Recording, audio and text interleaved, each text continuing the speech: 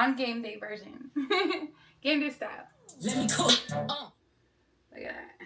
Bon appetit. These are beautiful strawberry shortcakes. Game day popcorn chicken. Let me cook. Carne asada crunchy tacos. Drizzle some sauce around my plate. Smells so good. Orange chicken from Panda Express. So we're going to cut up our chicken and then we're going to use our Panda Express orange chicken sauce, and that is going to be our Copycat recipe. So let's start chopping up our chicken. You're going to want to make them into like bite-sized pieces. So I just have chicken breasts here, and I'm going to go ahead and, like, if they have a little gristle part, I'll cut that off. And then I cut it into strips this way first, because these are going to be like my chunks, right? And then I'm going to cut them into bite-sized pieces. So I want mine about, we call that maybe an inch by inch in diameter. So just little cubes. We're going to cube our chicken into bite-sized pieces. Try to get them as evenly as possible so they all cook as close to the same as possible. And there we go. I have 4 chicken breasts here that I'm going to cut up to make our orange chicken. And those are perfect. So I'm going to go ahead and put these back in my bowl. And I'm going to cut up the other 4 breasts.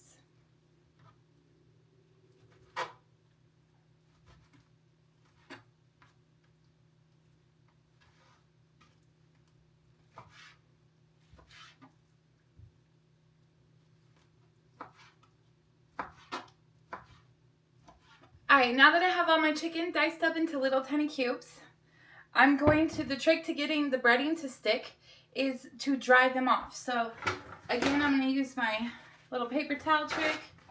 You can use a towel and just make sure you wash it in really hot soapy water.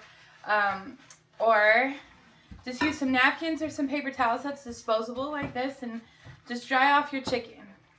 So the drier you get your chicken, the better everything's going to stick to it. So you might just have to do this a few times till you get it dry.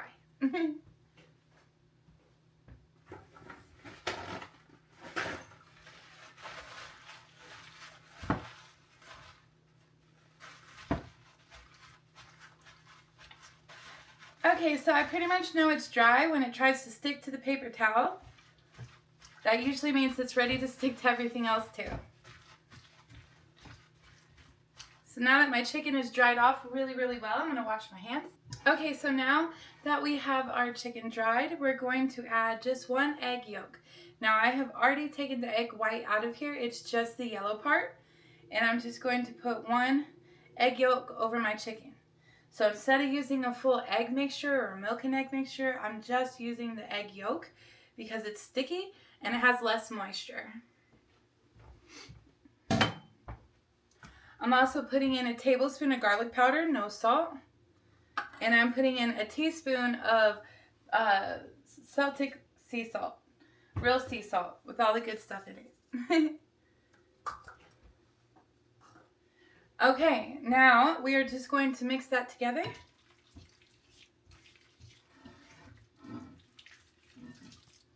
And it's smelling delicious. If you like spicy chicken, this would be the time to add cayenne or Creole. Just make sure it's this kind that doesn't have extra salt in it because we added salt, and if you add too much seasonings and they all have salt in them, you're going to get it too salty. So just make sure it's all just the seasonings, just the good stuff.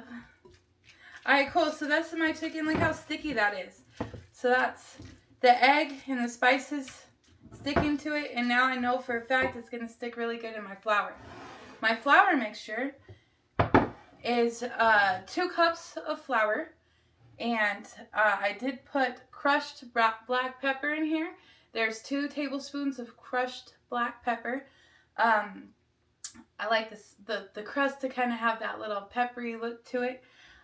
So it is just a tablespoon of garlic powder, it's 2 tablespoons of black pepper, and 2 cups of flour. Mix that together and you got your flour mixture. While I bread my chicken, I'm going to go ahead and get my grease to 350. So let's turn my thermometer on here. And we are going to turn the right stove on to high until it gets to where I want it. Alright, now I'm going to keep an eye on my thermometer here, but I'm going to go ahead and I'm going to put little pieces of my chicken into my flour, and then I'm going to put it on this rack to get the excess flour out, and so it can stay like crispy. So we are going to put like a spoonful in at a time, and then I'm going to get like just a regular fork. I find the fork works nice. I can just kind of like fold it into the flour like so. And that way it separates each individual piece, because you want every piece 100% breaded. Okay? And then if you want to, use your spoon like this. But I'm just going to go in here and get them out. Okay, so you want to just kind of get a little bit of the flour off, but you want to make sure each of these pieces are heavily coated, that there's no uncovered spots, that every inch of it is covered in flour. And this is going to give it like kind of a nice dredge.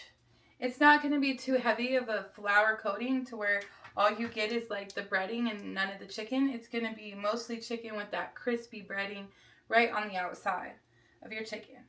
If you wanted it to be extra crispy, you would take it from this stage, put it into an egg bath, and then back into this flour and then cook it. But I just like a light coating on my chicken. I think it makes there be more flavor for the chicken and the sauce and less flour. It's a good thing. So I'm just going to go ahead and do that for all the pieces of chicken. Oh, as I make a mess here.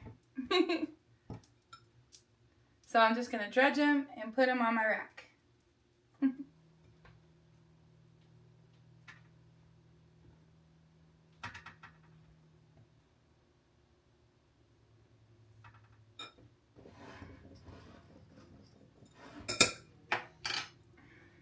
So this is the last of my chicken here. My grease is up to 240.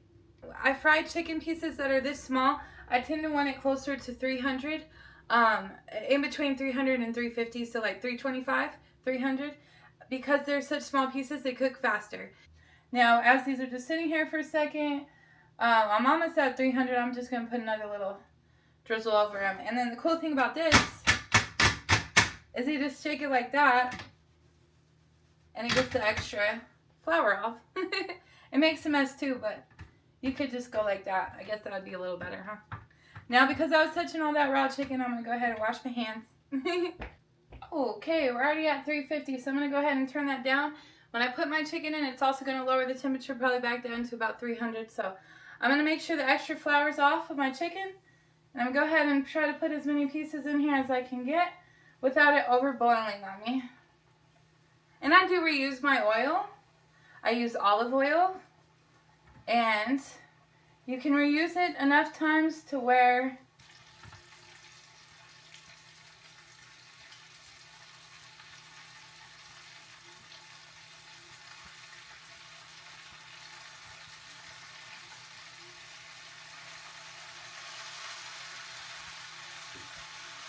Alright, so I'm only going to put about a layer full of chicken on the bottom.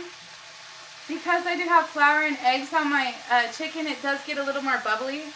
And chicken itself has a lot of moisture in it when you fry it.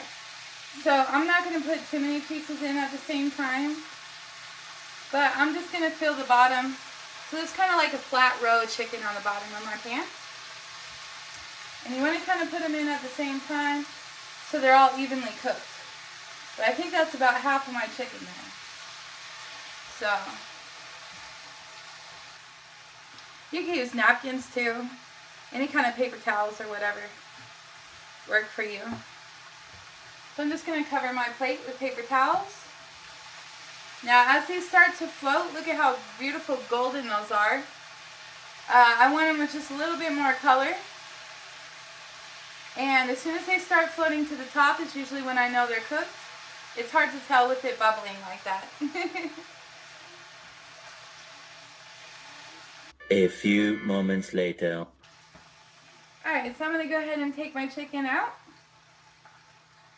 And I'm going to go ahead and just lay it onto my napkin here to get the extra grease off. And beautiful golden crispy chicken bites.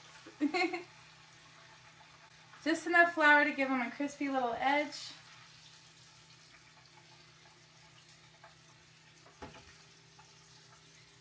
So you want to evenly spread them out on the napkin so they can evenly get the excess grease off of them. And then I am going to, alright cool, that's going back up, so I'm going to turn it down just a hair.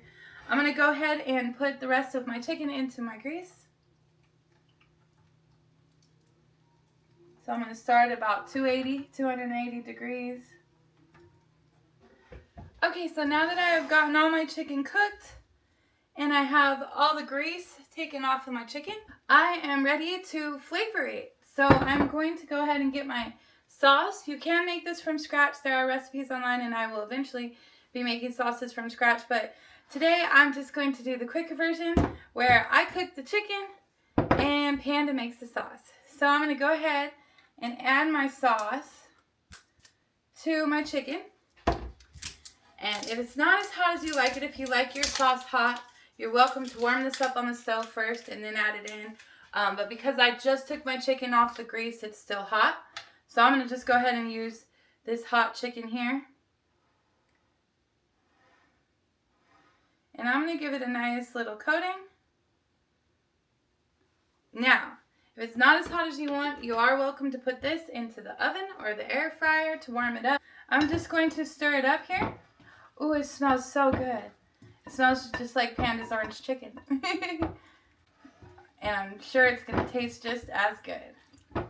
So I'm going to go ahead and turn this into some party orange chicken for some game night orange chicken. And as you can tell, the breading and the coating stayed on the chicken. It's all stuck into the sauce now. So as saucy as you want it is as saucy as you can make it. Let's give it a little more sauce, huh?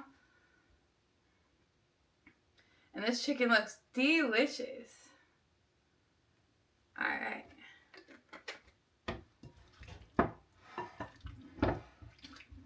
So, if you make sure your chicken is dry enough, your flour sticks on just perfect. Look at that. It looks so delicious. I'm going to put it on my platter. Toothpicks. My game color toothpicks. And I'm going to go ahead and just kind of stick them on my plate.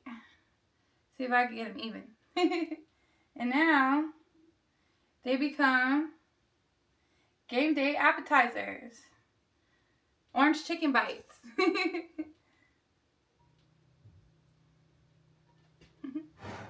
There we have it. Perfect for any get together. Thanks for watching my version of Copycat Orange Chicken from Panda Express. On game day version. Game day style. Enjoy.